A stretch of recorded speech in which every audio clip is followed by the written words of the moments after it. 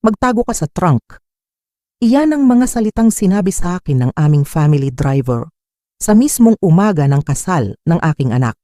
Isipin ninyo ito, ako si Doña Margarita, ang babaeng tinitingala sa aming komunidad, ang babaeng nagpalaki sa kaisa-isang tagapagmana ng mga Hayes. Nakasuot ako ng aking pinakamagandang Filipiniana, kulay asul. Gawa sa pinakamahusay na sutla. Ito ang damit na pinili ko 3 buwan na ang nakakaraan. Damit na dapat sana ay suot ng isang inang puno ng pagmamalaki habang naglalakad sa simbahan. Pero nasaan ako? Hindi ako nakaupo sa malambot na upuan ng aming luxury car. Wala ako sa air-conditioned na kwarto habang hinihintay ang seremonya. Nasa loob ako ng trunk ng kotse, nagsisiksikan sa dilim, amoy langis, amoy luma, at higit sa lahat, amoy ng takot, ang hiya. Ang matinding hiya na naramdaman ko sa sandaling iyon ay parang patalim na sumaksak sa aking puso. Para akong isang kriminal na nagtatago. Para akong isang basahan na itinapon sa likod matapos gamitin ang sarili kong driver. Ang taong pinagkatiwalaan namin ng 15 taon. Siya ang nagtulak sa akin dito. Naitanong ko sa aking sarili habang nakalukot ang aking mamahaling damit. Ganito na ba ang kinahinatnan ko mula sa pagiging donya, mula sa pagiging ilaw ng tahanan? Ngayon, ako ay naging parang isang mabisang kasambahay na kailangang itago sa paningin ng iba. Bakit? Dahil mayroong isang bagay na hindi ko dapat makita.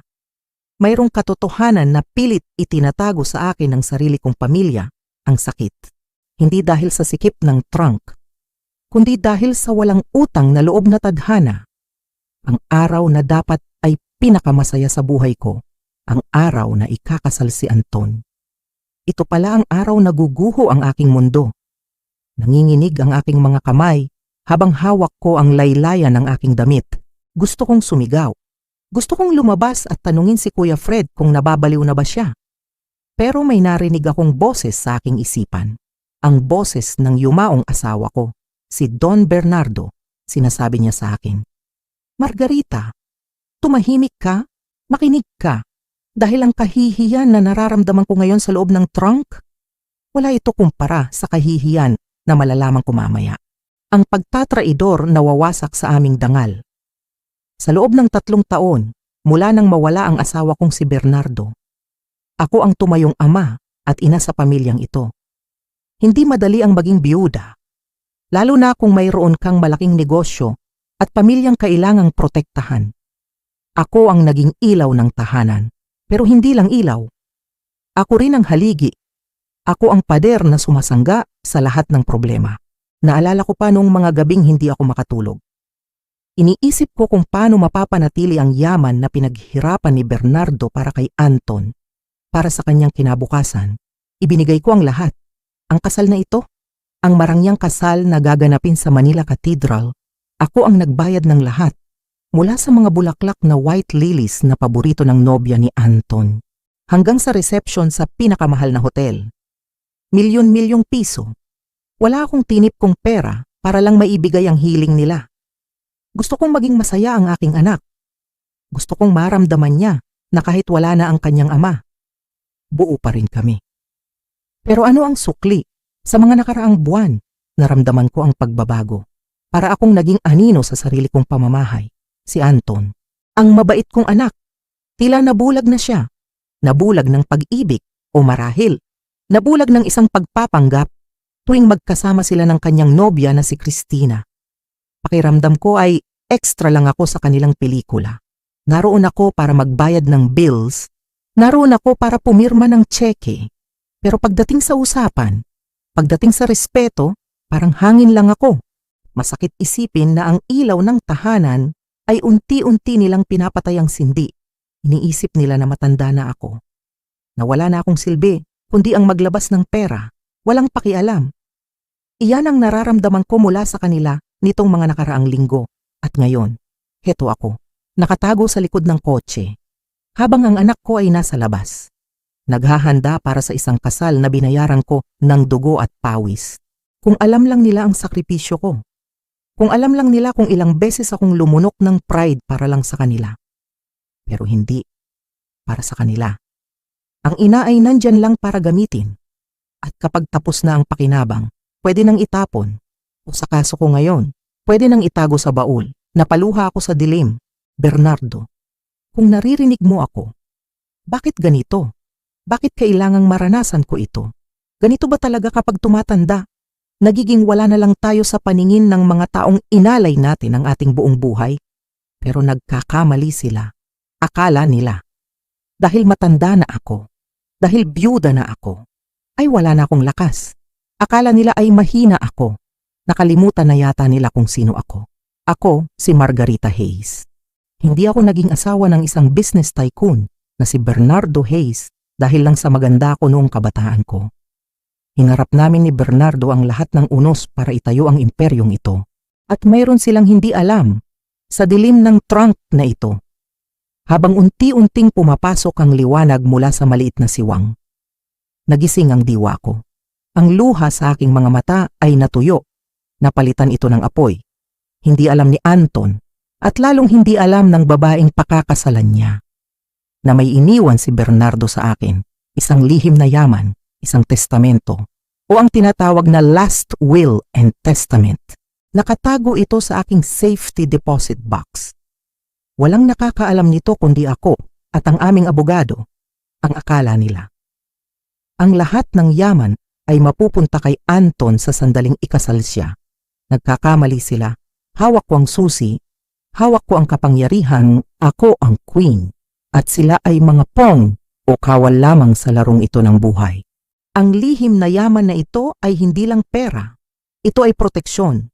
Proteksyon laban sa mga taong mapagsamantala. Proteksyon laban sa mga taong walang utang na loob.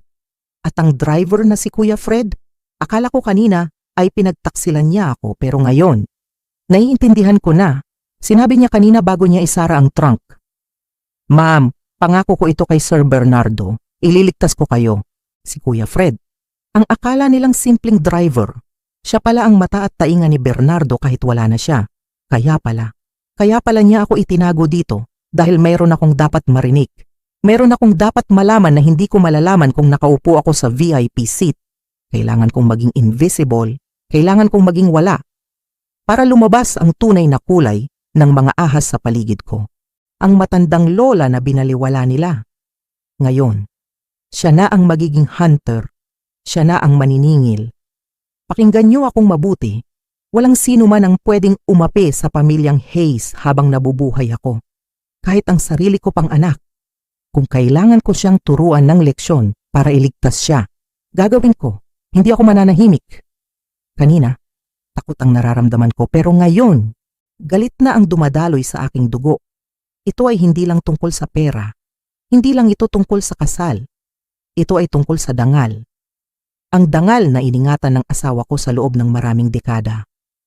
Hindi ko hahayaang urakan ito ng isang babaeng puno ng pagbabalat kayo. Gusto nila akong mawala?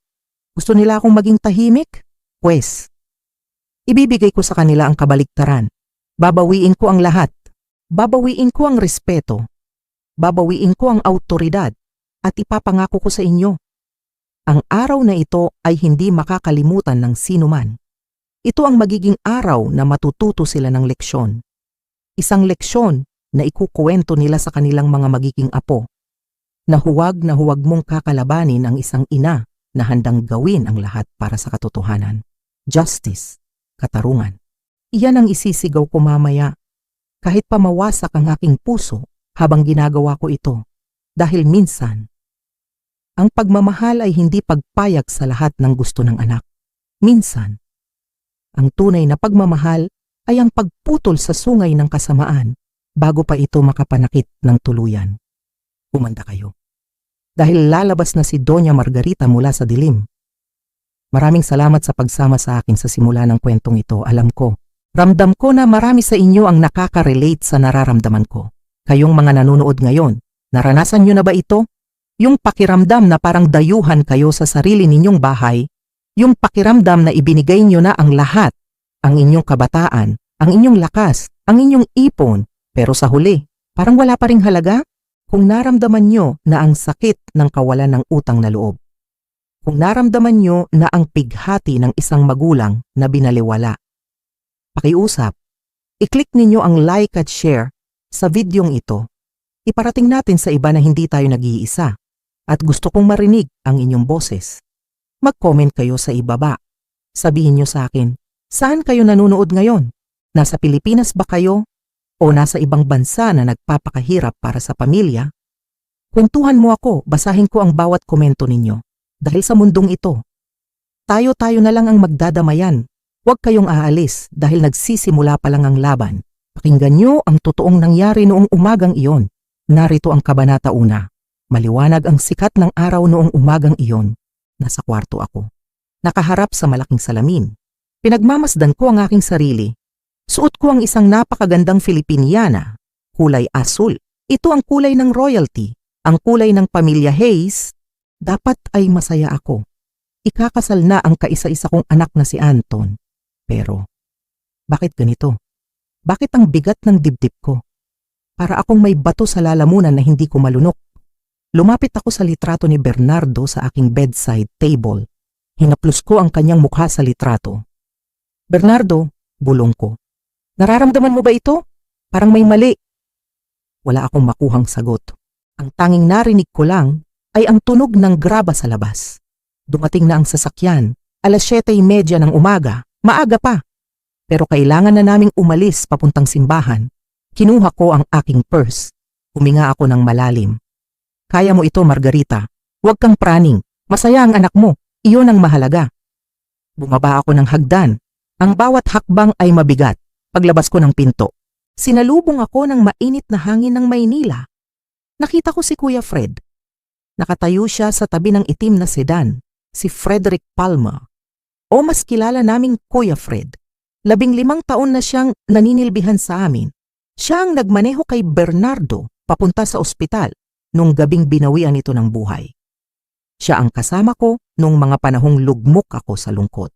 Hindi siya basta driver, pamilya na siya. Pero sa sandaling iyon, iba ang itsura ni Kuya Fred. Ang kanyang mukha ay puno ng takot. Ang kanyang mga kamay ay nakakuyom. Ang kanyang panga ay maigting. Parang may pasan siyang daigdig. Lumapit ako. Kuya Fred, ayos ka lang ba? Tara na. Baka malate tayo. Hindi siya gumalaw para pagbuksan ako ng pinto sa backseat. Sa halip, lumapit siya sa akin. Ang kanyang boses ay nanginginig, mababa at puno ng urgency. Ma'am Margarita, pakiusap, kailangan niyong magtago. Ngayon din. Natigilan ako. Ano? Anong sinasabi mo? Tumingin siya sa paligid. Tumingin siya sa pintuan ng bahay kung saan lalabas si Anton anumang oras. Ma'am, wala na tayong oras. Pumasok kayo sa trunk, sa likod.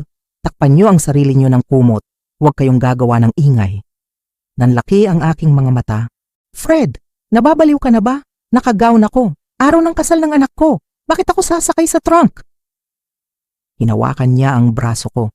Isang bagay na hindi niya kailanman ginawa noon. Ang kanyang mga mata ay nangingilit ang luha. Ma'am, nangako ako kay Sir Bernardo. Nangako ako na aalagaan ko kayo at si Sir Anton. Pakiusap. Magtiwala kayo sa akin. Kahit ngayon lang. Ang pangalan ni Bernardo, iyon ang tumama sa akin. Hindi kailanman ginagamit ni Fred ang pangalan ng asawa ko sa walang kwentang bagay. Naramdaman ko ang lamig na gumapang sa aking likod. Fred, bulong ko, anong nalaman mo? Hindi dito, ma'am. Hindi ngayon. Pero kailangan niyo itong marinig bago maglakad si Sir Anton sa altar. At hindi niya pwedeng malaman na nakikinig kayo. Nanginginig ang aking mga tuhod. Tumingin ako sa bukas na trunk ng kotse. Para itong isang madilim na kuweba. Mula sa loob ng bahay, narinig ko ang boses ni Anton, tumatawa, masaya. Fred, handa na ba ang kotse? Sigaw ni Anton.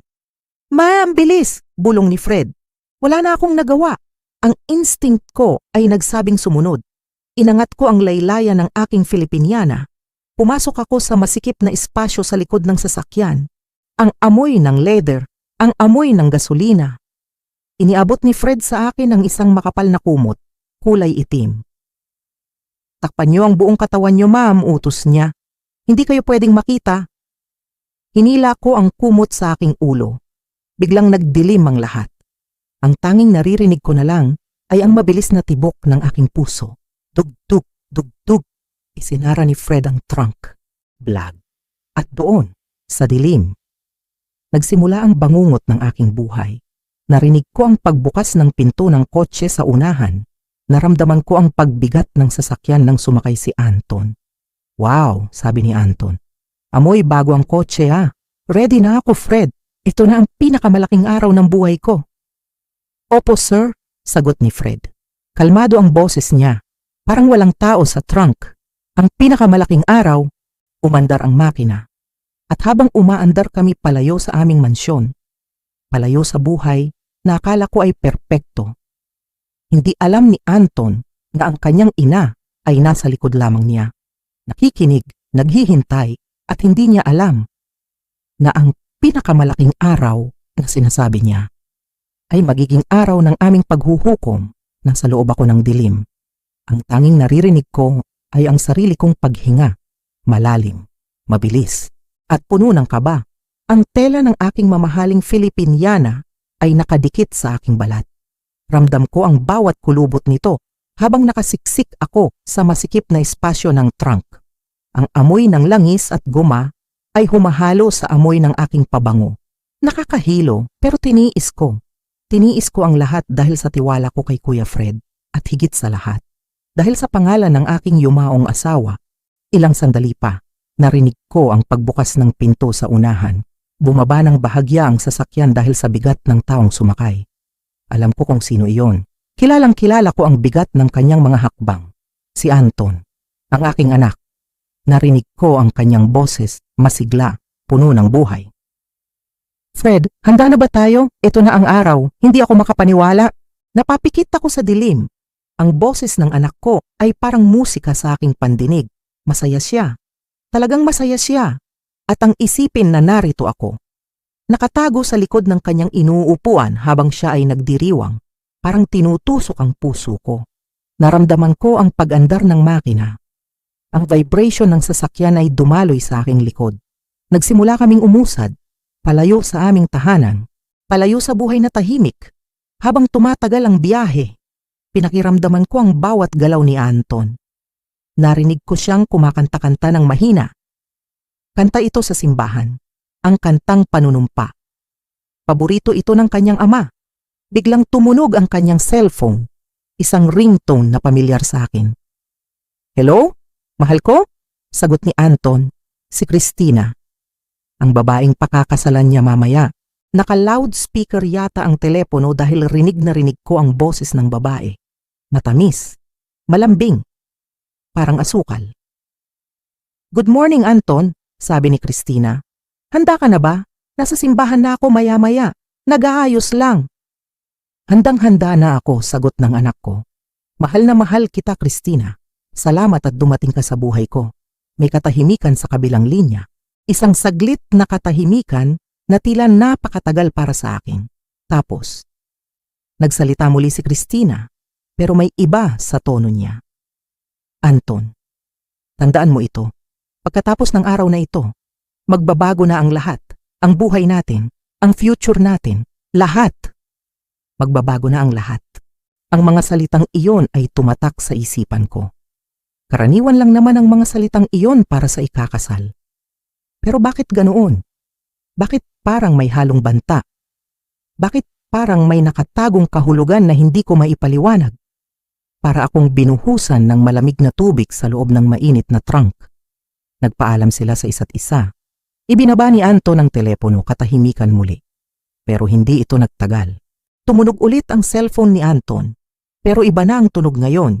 Hindi na ito ang sweet melody para kay Christina. Ito ay ang tunog ng default ringtone, matinis. Paulit-ulit, narinig ko ang pagbuntong hininga ni Anton, isang malalim na buntong hininga na puno ng inis.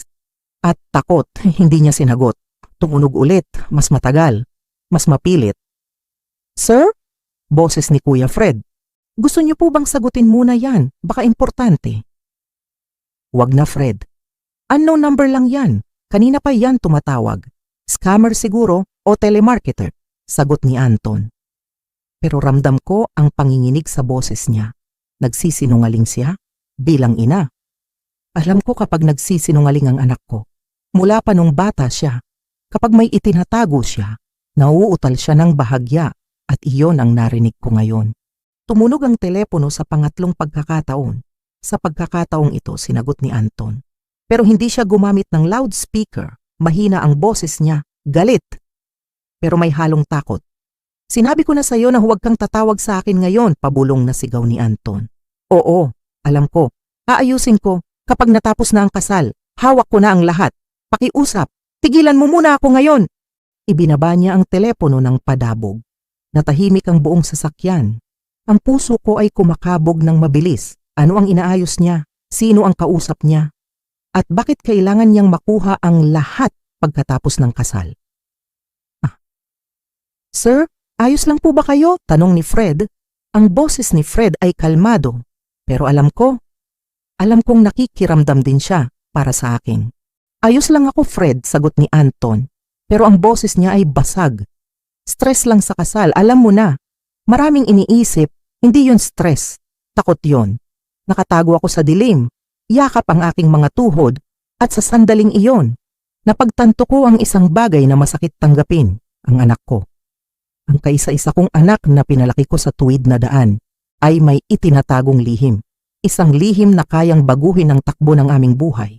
Gusto kong lumabas. Gusto kong yakapin siya at tanungin, Anak, ano ang problema? Sabihin mo kay mama.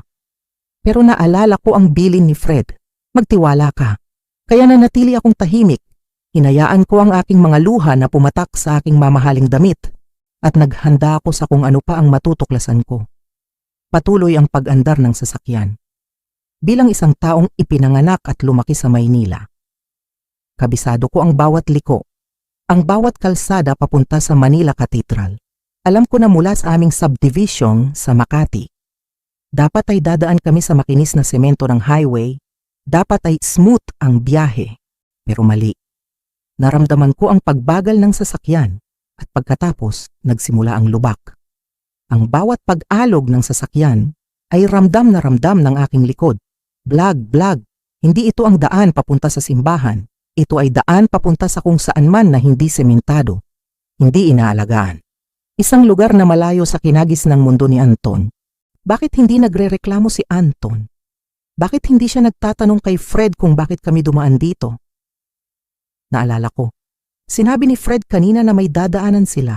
Ang ingay sa labas ay nagbago. Wala na ang huni ng mabilis na mga sasakyan sa highway. Ang naririnig ko na ngayon ay ang ingay ng tricycle, ang sigawan ng mga bata sa kalsada, ang tahol ng mga aso, ang ingay ng radyo na nagpapatugtog ng lumang kanta. Nasa looban kami. Nasa isang squatter area o mahirap na komunidad. Biglang huminto ang sasakyan. Nandito na tayo, sir, sabi ni Fred. Salamat, Fred, sagot ni Anton. Sandali lang ako, susunduin ko lang si Christina. Sabi niya ay may emergency siya dito sa bahay ng kaibigan niya. Dito na lang daw kami sumakay papuntang simbahan. Bumukas ang pinto. Bumaba si Anton. Narinig ko ang kanyang mga yapak na papalayo sa sasakyan. Papunta sa isang bahay. Ilang sandali pa. Narinig ko ang pagkatok at ang pagbukas ng isang pinto sa malayo. Babe, nandito ka na, boses siyon ni Christina. Pasok ka muna sandali. Nang masiguro kong nasa loob na sila ng bahay, biglang bumukas ang trunk ng kotse. Ang liwanag ng araw ay bumulaga sa akin. Nakakasilaw. Napapikit ako at tinakpan ang aking mga mata gamit ang aking braso. Ma'am, lumabas na po kayo. Bilis, bulong ni Kuya Fred. Inalalayan niya ako. Naninigas ang aking mga binti. Gusot na gusot ang aking Filipiniana. Ang aking buhok ay medyo magulo na. Pero wala akong pakialam sa itsura ko. Tumingin ako sa paligid. Tama ang hinala ko. Nasa isang liblib na barangay kami. Ang mga bahay ay dikit-dikit. Mga yero na kinakalawang ang bubong. May mga sampayan ng damit sa labas. Pero nakatigil kami sa tapat ng isang bahay na medyo naiiba. Ito ay isang bungalow. Kulay dilaw ang pintura pero natutuklap na. May maliit na garage pero walang laman. Nasaan tayo, Fred? Tanong ko habang inaayos ang aking sarili. Bakit nandito si Anton? Sabi niya kaibigan ito ni Christina. Umiling si Fred. Ang mukha niya ay seryoso. Walang halong biro. Ma'am, hindi po ito bahay ng kaibigan. Panoorin niyo po doon. Itinuro niya ang gilid ng bahay. Mayroong isang side entrance, isang maliit na pinto na karaniwang ginagamit para sa kusina o service area. Magtago po kayo dito sa likod ng pader, utos ni Fred. Huwag kayong magpapakita. Panoorin niyo ang lalabas sa pintuan na yan. Sumunod ako, ang puso ko ay parang tambol sa bilis ng tibok. Dug-dug-dug-dug. Nagtago ako sa likod ng pader na semento. Sumilip ako. Ang init ng araw ay tumatama sa aking balat. Pinagpapawisan na ako ng malapot. Pero ang lamig na nararamdaman ko sa aking kalooban ay hindi matanggal ng kahit anong init. Ano ang makikita ko? Bakit ako dinala dito ni Fred? At habang nakatingin ako sa pintuang iyon, naramdaman ko na parang bumabalik ako sa pagkabata. Yung takot na malaman ang katotohanan na ayaw mong malaman. Bumukas ang pinto. At sa sandaling iyon, ang mundo ko ay huminto sa pag-ikot. Mula sa pintuang iyon, lumabas ang isang babae, si Christina. Pero hindi siya ang Christina na kilala ko. Hindi siya ang babaeng laging nakadress, naka-heels, at puno ng alahas. Ang babaeng nakikita ko ngayon ay nakasuot ng kupas na maong at simpleng puting t-shirt. Ang buhok niya ay nakatali lang ng ponytail. Wala siyang makeup. Ito ang tunay na mukha ni Christina. Pero hindi iyon ang dumurog sa akin. Isang batang babae ang tumakbo palabas. Maputi. Yumakap ang bata sa binti ni Christina ng mahigpit. "Mami!" sigaw ng bata. Inosente. Napahawak ako sa aking bibig para pigilan ang aking pagsigaw. "Mami!" Sinabi niyang wala siyang pamilya. Ulila na siya. Wala siyang kapatid, wala siyang anak. Nagsinungaling siya sa lahat. Lumabas ang isang lalaki. Nasa edad 40. Mukhang pagod na pagod. Ang suot niya ay polo shirt na luma na. Lubog. Ang boses niya ay matigas, malamig, ibang-iba sa malambing na boses na narinig ko sa telepono kanina. "Hawakan mo si Angel," hinila ng lalaking nagngangalang Ricardo ang bata. "Christina," sabi ni Ricardo. "Sigurado ka ba dito? Asawa?" Muntik na akong matumba sa aking narinig. "Wala tayong choice, Ricardo," giit ni Christina. "Alam mo kung magkano ang utang natin at tumataas pa ang interes araw-araw. 5 milyon, Diyos ko. Ang loan shark na yon. Kapag hindi tayo nagbayad bago matapos ang linggong ito." Niyakap ni Ricardo ang batang si Angel ng mahigpit. "Kaya kailangan ko itong gawin," paliwanag ni Christina. "Si Anton, matanda na yon, napakuyom ako ng kamao. Matanda na yon, isang uto-uto. Magkakaroon na ako ng access sa mga bank accounts. Kukuha ako ng sapat na pera. Ihiwalayan ko si Anton. Mayaman na tayo." Narinig ko ang plano. Malinaw na malinaw. Hindi pag-ibig ang dahilan ng kasal na ito. Ito ay isang nakaw, isang modus. Mabait na tao si Anton, wala akong pakialam kung mabait siya. Ang mahalaga ay ang anak natin. Gagawin ko ang lahat para sa pamilyang ito, Ricardo. Kahit maging demonyo pa ako sa paningin ng iba. Nakita ko ang desperasyon sa mata ni Christina. Hindi lang siya masama. Handa siyang wasakin ang buhay ng anak ko. Napakasakit isipin na ang babaeng minahal ni Anton ay isa palang kaaway, isang galit na nagmumula sa kaibuturan ng pagiging ina. Gusto nilang gamitin ang yaman na pinaghirapan ni Bernardo. Gusto nilang gawing gatasan ng anak ko. Tumingin ako kay Kuya Fred. Tumango siya sa akin. Ang kanyang mga mata ay nagsasabing, "Ngayon alam niyo na, ma'am." "Oo, habang pinapanood ko sila." Ang pagbabago ni Christina. Nagmamadali siyang nag-ayos. May kinuha siyang bag sa gilid ng pinto.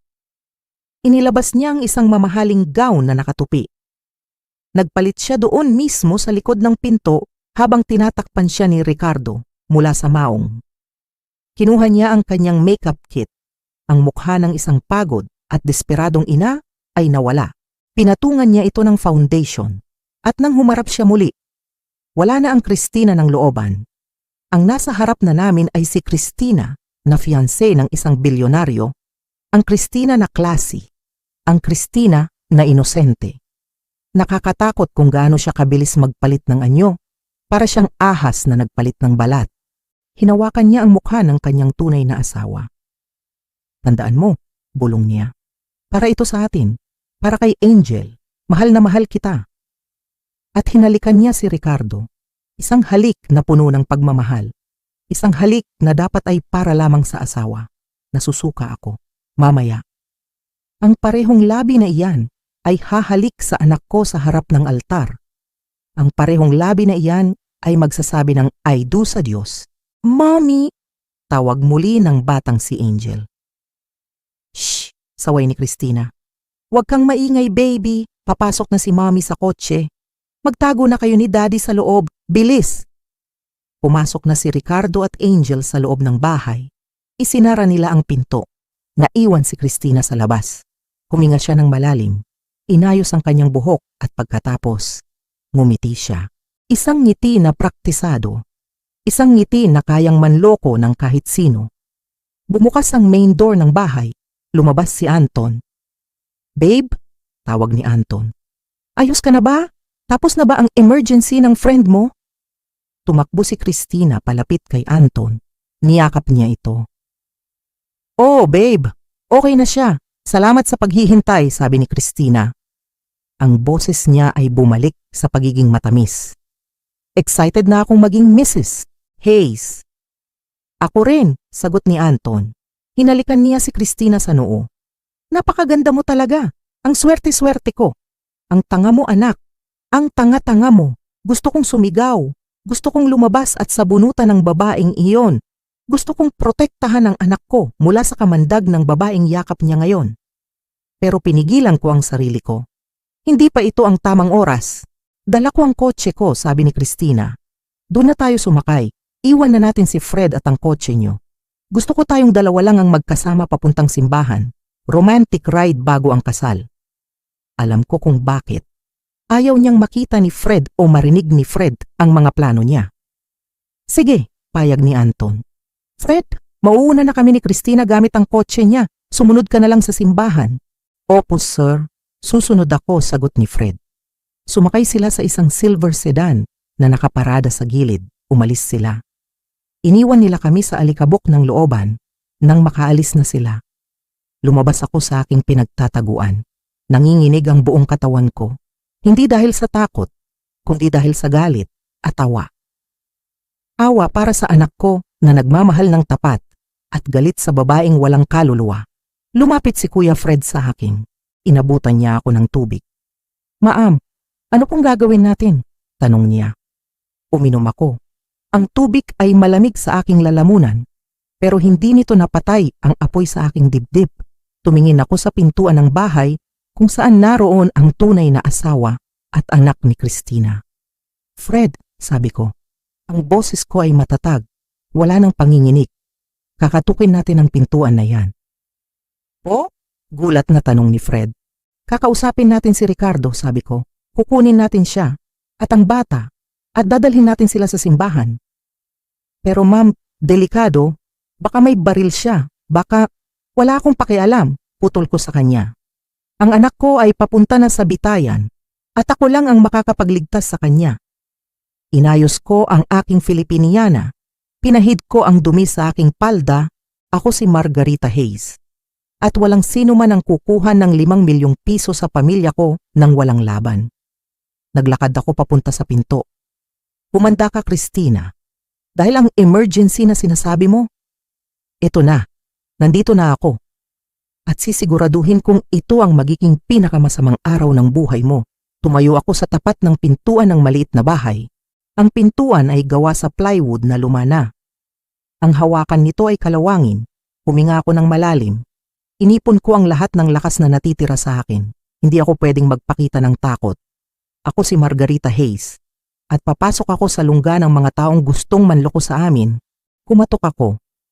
Tok, tok, tok. 3 katok. Malakas. May awtoridad. Ilang sandali pa. Bumukas ang pinto. Si Ricardo ang nagbukas. Gulat na gulat siya. Nanlaki ang kanyang mga mata nang makita niya ako. Isang matandang babae na nakasuot ng gown at puno ng alahas. Nakatayo sa tapat ng kanyang barong-barong. Sino po kayo? Nauutal niyang tanong. Hindi ako sumagot agad. Tinulak ko ng bahagya ang pinto at pumasok ako sa loob. Ang loob ng bahay ay masikip, mainit. Ang sahig ay semento na may mga bitak. Sa isang sulok, Nakita ko ang batang si Angel. Naglalaro siya ng manika na sira na ang buhok. Tumingin siya sa akin at ngumiti. Isang inosenteng ngiti na walang kamuwang-muwang sa kasalanan ng kanyang mga magulang. Humarap ako kay Ricardo. Ako si Margarita Hayes, sabi ko. Ang boses ko ay kalmado pero matigas. Ang ina ng lalaking nilolo ko ng asawa mo. Namutla si Ricardo. Para siyang nakakita ng multo. Napahawak siya sa sandalan ng lumang sofa. Ma'am, hindi ko po. Huwag ka nang magkaila, Ricardo, putol ko sa kanya. Narinig ko ang lahat. Narinig ko ang usapan ninyo ni Christina sa labas. Alam ko ang plano ninyo. Alam ko ang utang nyo kay Randall. At alam ko na balak ninyong nakawan ang pamilya ko. Lumuhod si Ricardo. Doon mismo sa maruming sahig, lumuhod ang isang ama sa harap ko. Patawarin niyo po kami, ma'am, umiiyak na siya. Wala na po kaming choice. Papatayin nila ang anak ko. Papatayin nila si Angel kapag hindi kami nagbayad ng 5 milyong piso ngayong linggo. Tumingin ako sa bata. Hindi niya naiintindihan ang nangyayari. Patuloy lang siya sa paglalaro. Naawa ako. Pero ang awa ay hindi sapat para iligtas ang anak ko. Kailangan ko ng aksyon. Tumayo ka, utos ko. Tumayo si Ricardo habang pinupunasan ng luha gamit ang kanyang braso. Mayroon akong alok sa iyo, Ricardo, sabi ko. Binuksan ko ang aking purse. Babayaran ko ang utang nyo. Natigil si Ricardo. Tumingin siya sa akin na parang hindi makapaniwala. Po? Babayaran niyo po? Oo, sagot ko. Ang buong 5 milyong piso. Babayaran ko si Randall, sisiguraduhin kong hindi na niya kayo guguluhin. Kakausapin ko ang mga koneksyon ko sa pulisya para mabigyan kayo ng proteksyon, ikaw at si Angel. Bumagsak ang balikat ni Ricardo. Tila nabunutan siya ng tinik, pero alam niyang may kapalit ito. Ricardo, ano pong kailangan kong gawin? Tanong niya. Tinitigan ko siya sa mata. Kailangan mong sumama sa akin. Ngayon din. Dalhin mo si Angel. Dalhin mo ang marriage certificate ninyo ni Christina. Dalhin mo ang mga litrato ninyo bilang pamilya. Lahat ng ebidensya. Saan po tayo pupunta? Sa simbahan, madiin kong sagot. Ititigil natin ang kasal na ito. Nag-alinlangan si Ricardo.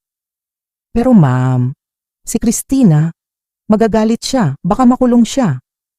Lumapit ako sa kanya. Hinawakan ko siya sa balikat, makinig ka. Kung itutuloy ni Christina ang kasal, makukulong pa rin siya dahil sa panloloko. At kapag nangyari iyon, wala kayong pera, wala kayong proteksyon laban kay Randall, mawawala sa iyo ang anak mo. Natahimik siya. Tumingin siya kay Angel. Nakita ko ang pagmamahal ng isang ama sa kanyang mga mata.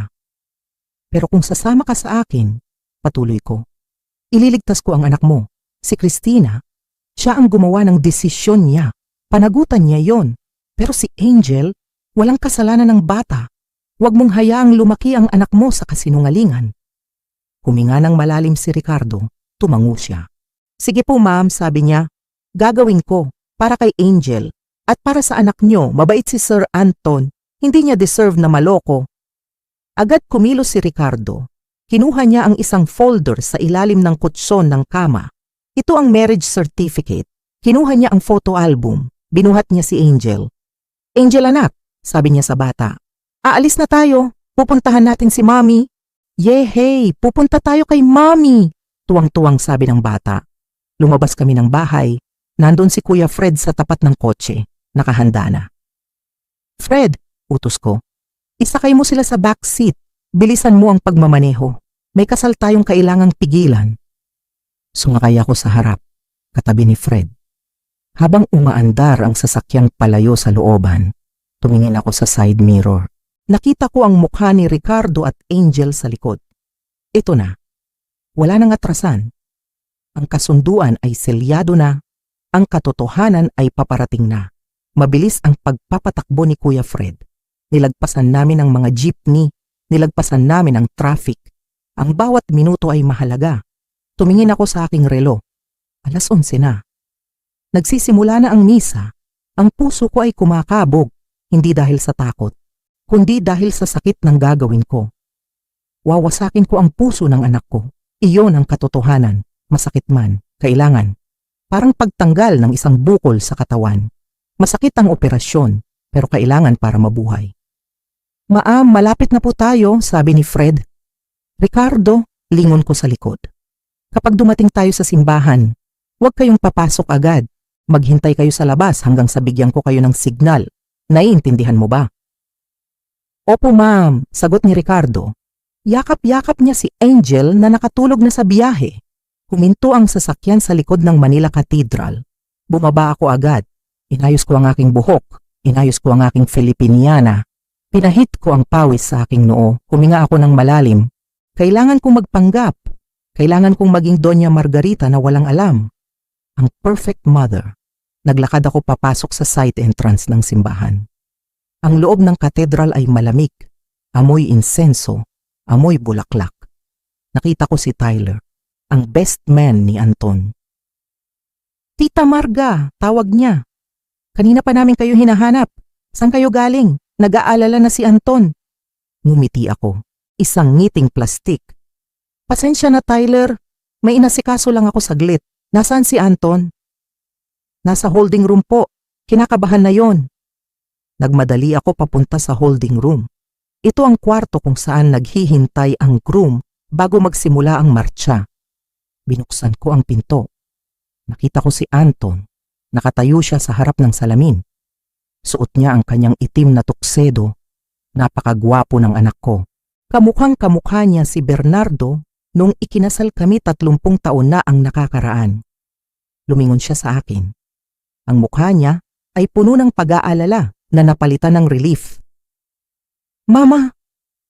Lumapit siya at niyakap ako. Akala ko hindi ka na darating. Saan ka ba galing? Niyakap ko siya ng mahigpit, napakahigpit. Gusto kong umiyak. Gusto kong sabihin sa kanya na, anak, takbo, umalis na tayo dito. Pero hindi pwede. Kailangan niyang makita ang katotohanan ng sarili niyang mga mata. Kumalas ako sa yakap. Hinawakan ko ang kanyang pisngi. Nandito na ako anak. Hindi pwedeng mawala ako sa pinakaimportanteng araw mo, sabi ko. Ang boses ko ay nanginginig ng bahagya.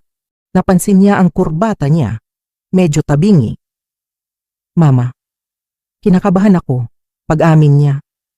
Paano kung hindi ako maging mabuting asawa? Paano kung hindi kami maging masaya tulad niyo ni Papa? Ngumiti ako ng malungkot. Inabot ko ang kanyang kurbata.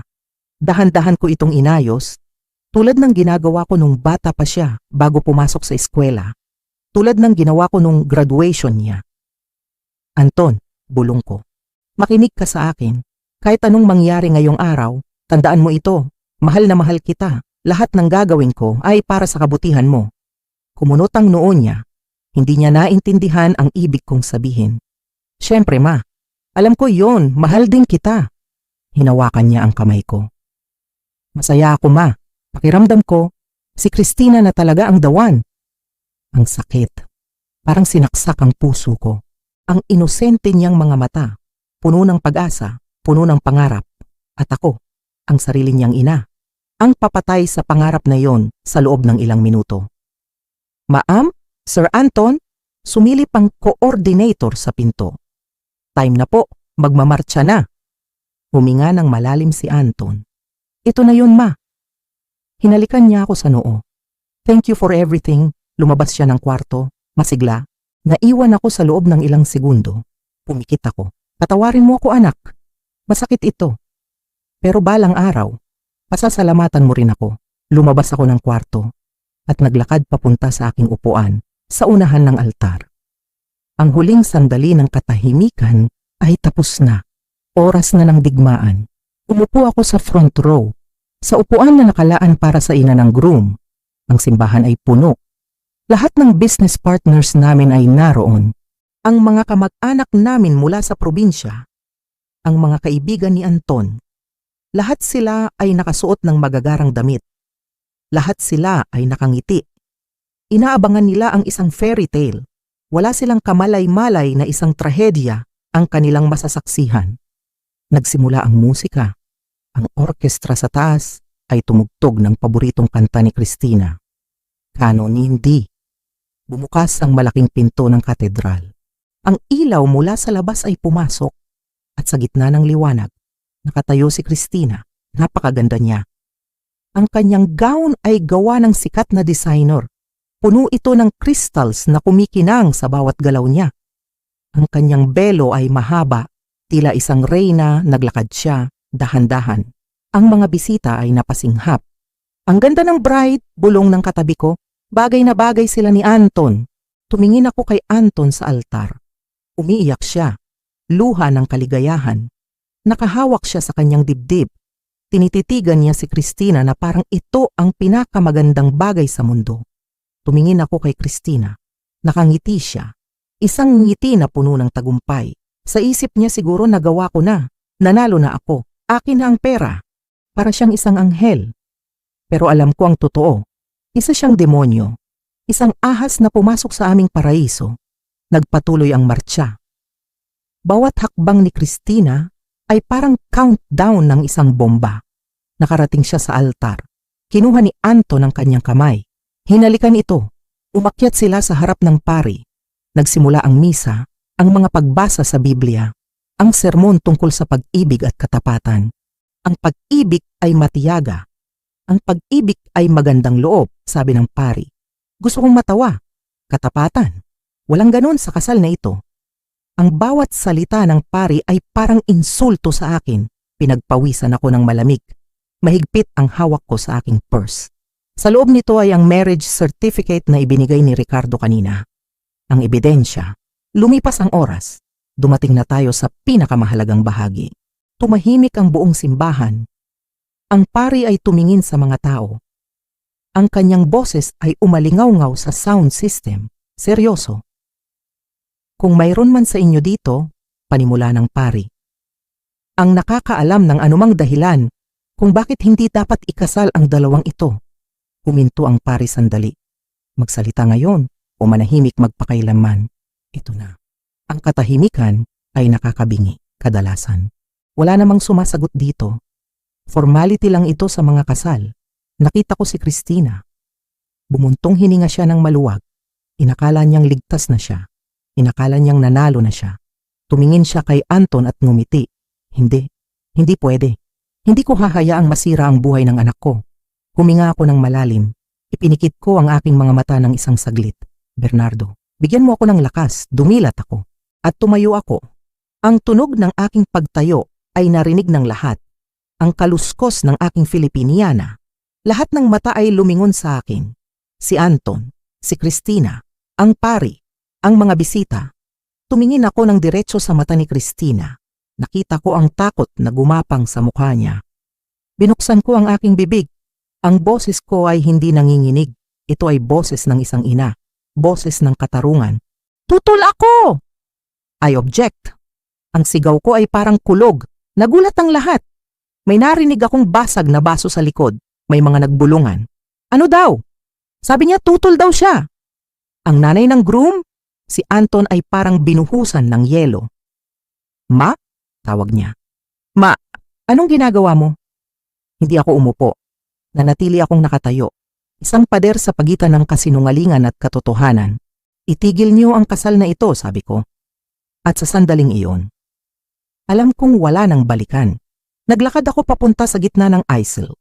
Ang bawat hakbang ng aking heels sa marmol na sahig ay umaalingaw-ngaw. Tak, tak, tak. Lumapit ako sa paanan ng altar. Tumingin sa akin ang pari. Doña Margarita, ito ay isang sagradong seremonya. Kung may problema kayo, pwede nating pag-usapan mamaya.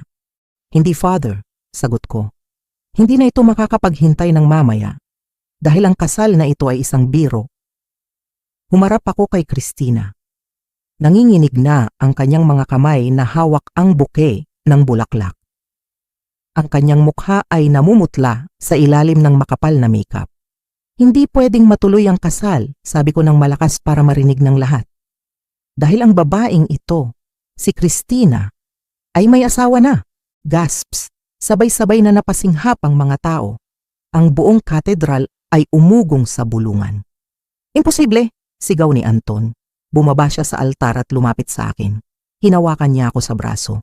Ma, ano bang sinasabi mo? Nababaliw ka na ba? Mahal ko si Christina. Kilala ko siya. Tumingin ako sa anak ko. Ang sakit makita ang pagkalito sa mukha niya. Hindi mo siya kilala, anak, malungkot kong sagot. Ang babaeng iyan ay isang scammer, isang sinungaling. Sinungaling ka, sigaw ni Christina, bigla siyang nagkaboses. Anton, huwag kang maniwala sa kanya. Ayaw lang ng nanay mo na maging masaya tayo. Nagsiselos siya.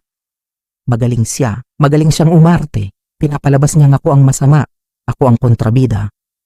Wala akong asawa, giit ni Christina. Patunayan mo, ngumiti ako ng mapait. Gusto mo ng ebidensya? Tanong ko. Itinaas ko ang aking kamay. Ikinumpas ko ito papunta sa pintuan ng simbahan. Fred, papasukin mo sila. Sigaw ko. Lahat ng tao ay lumingon sa likod. Bumukas ang malaking pinto. Pumasok si Ricardo. Hindi siya nakasuot ng tuxedo. Suot pa rin niya ang kanyang lumang polo shirt. Ang kanyang sapatos ay luma na. Pero naglakad siya ng taas-no. Hawak niya sa kanang kamay ang isang folder. At sa kaliwang kamay, hawak niya ang isang bata. Si Angel. Tahimik ang simbahan. Walang nagsasalita. Naglakad sila papunta sa harap. Si Christina ay parang estatwa. Hindi siya makagalaw. Nang makalapit sila ng husto.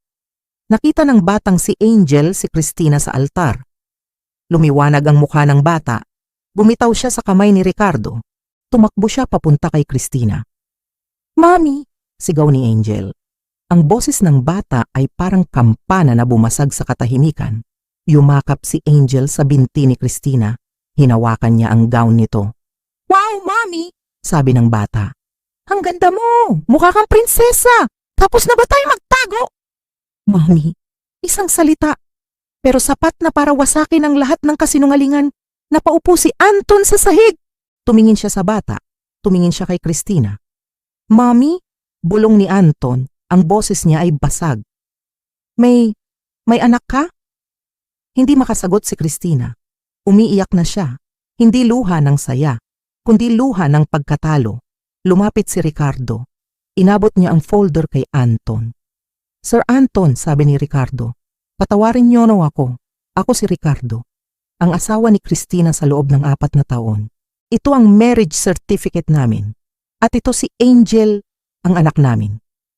Binuksan ni Anton ang folder. Nakita niya ang papel. Nakita niya ang mga litrato. Binitawan niya ito. Nagkalat ang mga litrato sa sahig. Bakit? Tanong ni Anton kay Christina. Bakit mo ginawa ito sa akin? Bago pa makasagot si Christina, dumating ang mga pulis. Pumasok sila mula sa side entrance. Si Kuya Fred ang kasama nila. Christina Collins, sabi ng pulis. Inaaresto ka namin sa salang bigamy at estafa. Nilagyan nila ng posa si Christina, doon mismo sa altar, habang suot ang kanyang pangkasal. Bitawan niyo ako! Sigaw ni Christina habang hinihila siya. Ginawa ko lang ito para sa anak ko. Kailangan namin ng pera. Mommy! Umiyak si Angel habang kinukuha siya ni Ricardo. Tiningnan ako ni Christina bago siya ilabas ng simbahan. Ang mata niya ay puno ng galit. Pero hindi ako natinag.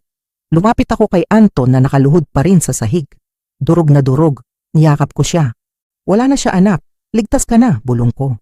Umiyak si Anton sa balikat ko. Ang iyak ng isang lalaking nawasak ang puso. Ang sakit, ma. Ang sakit-sakit. Alam ko anak, sabi ko habang hinahaplos ang likod niya. Nandito ako, nandito si mama, hindi kita iiwan. Tumingin ako sa krus sa itaas ng altar. Tapos na. Nagawa ko na. Nailigtas ko ang anak ko, nabalik ko ang aming dangal. Pero habang yakap ko ang umiiyak kong anak. Alam kong nagsisimula pa lang ang mahabang proseso ng paghilom. Lumipas na ang 3 buwan. 3 buwan mula noong araw na iyon sa simbahan.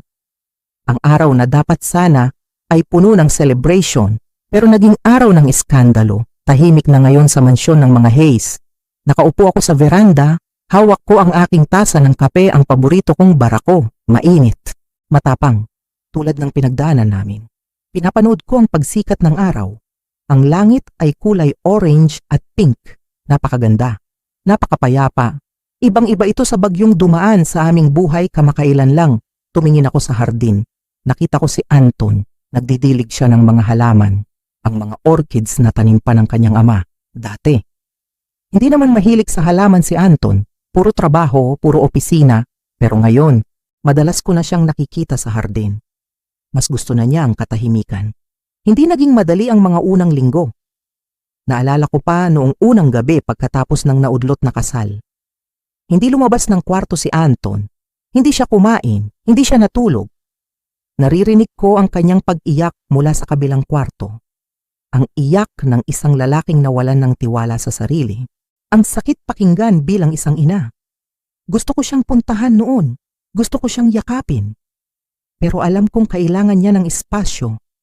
Kailangan niyang damdamin ang sakit. Dahil ang sakit na iyon ang magtuturo sa kanya. Iyon ang magpapatibay sa kanya. Pero tingnan niyo siya ngayon. Nakangiti na siya. Habang kinakausap ang hardinero, pumayat siya ng kaunti. Pero bumalik na ang kulay sa kanyang mukha. Ang ilaw sa kanyang mga mata. Bagaman hindi pa kasing liwanag ng dati, ay unti-unti nang bumabalik, natuto na siya.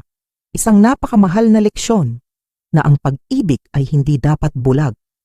Na ang pagtitiwala ay dapat may pundasyon at higit sa lahat, na ang pamilya ang tanging hindi mangiiwan sa iyo sa huli. Napabuntong hininga ako. Naalala ko si Ricardo at ang batang si Angel. Tinupad ko ang pangako ko. Pagkatapos ng insidente sa simbahan, kinausap ko ang aking abogado. Binayaran ko ang utang nila, 5 milyong piso. Malaking halaga. Alam ko, maraming magsasabi na baliw ako. Bakit ko tutulungan ang asawa ng babaeng nanloko sa anak ko? Pero hindi ko yung ginawa para kay Christina. Ginawa ko yun para sa bata, para kay Angel. Wala siyang kasalanan. Isa lang siyang inosenteng anghel na napadpad sa impyerno ng mga desisyon ng kanyang magulang. Ayokong lumaki siya sa takot. Ayokong lumaki siya na tinataguan ng mga loan shark. Binigyan ko sila ng sapat na pera ni Ricardo. Pinapunta ko sila sa Davao, sa isang probinsya na malayo dito sa Maynila, malayo sa gulo, malayo sa alaala ni Christina. Nabalitaan ko na nagtayo ng maliit na sari-sari store si Ricardo doon at bumili ng maliit na lupa para magsaka. Naging maayos na sila, ligtas, tahimik. Si Christina, nasa kulungan siya ngayon, hinatulan siya ng estafa at bigamy. Aabot ng 6 hanggang 10 taon ang kanyang sentensya. Minsan, naisip ko, naaawa ba ako sa kanya? Siguro, kaunti, bilang isang babae.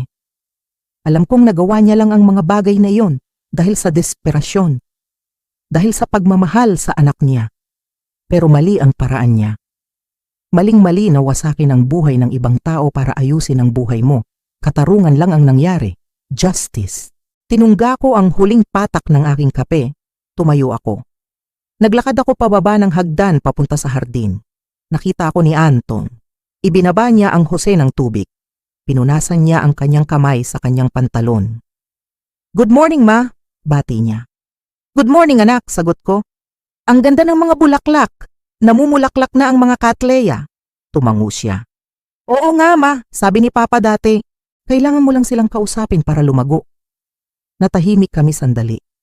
Ang hangin ay umiihip ng marahan. "Ma," basag ni Anton sa katahimikan. Tumingin siya sa akin. Ang kanyang mga mata ay seryoso, puno ng emosyon. "Gusto ko lang magpasalamat." Ngumiti ako. "Para saan, anak?" Lumapit siya. Hinawakan niya ang 2 kamay ko. Ang mga kamay kong kulubot na.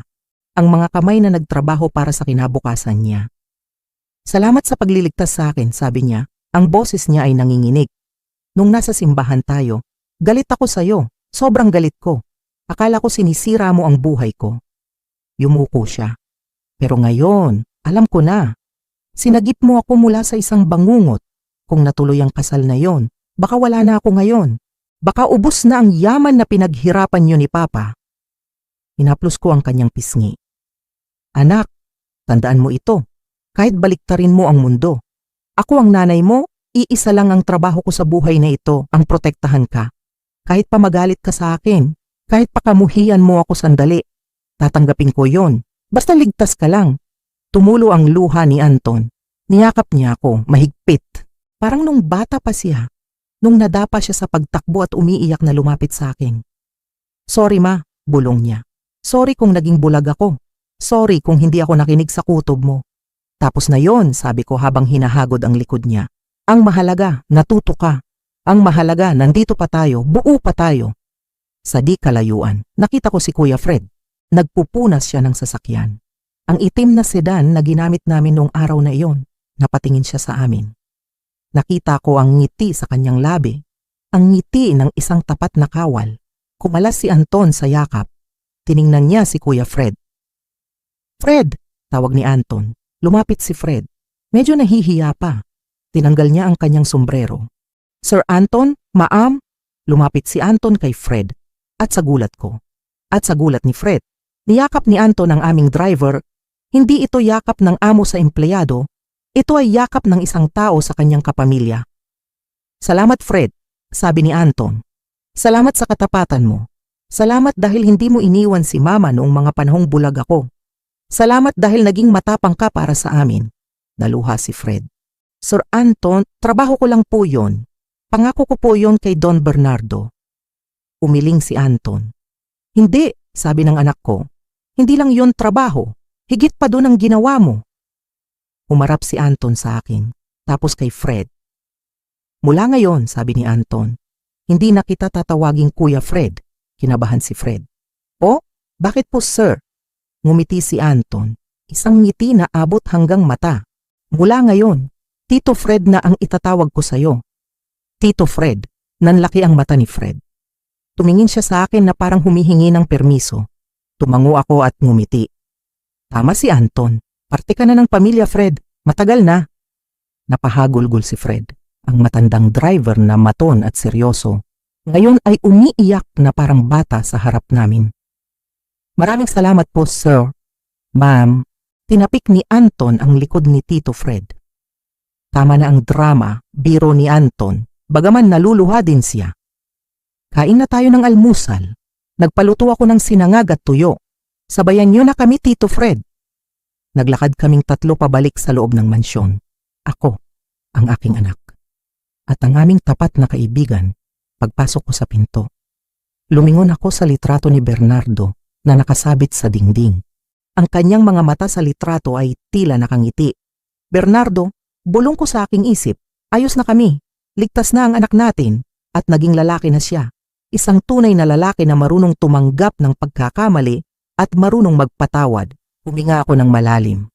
Ang bigat sa dibdib ko nung nakaraang 3 buwan, wala na. Nawala na ang bato sa aking lalamunan. Napalitan ito ng pag-asa. Hindi man naging happy ending ang kasal. Pero naging happy ending naman ang pagbangon ng aming pamilya. Minsan sa buhay, kailangan munang gumuho ang lahat para makapagtayo ka ng mas matibay na pundasyon.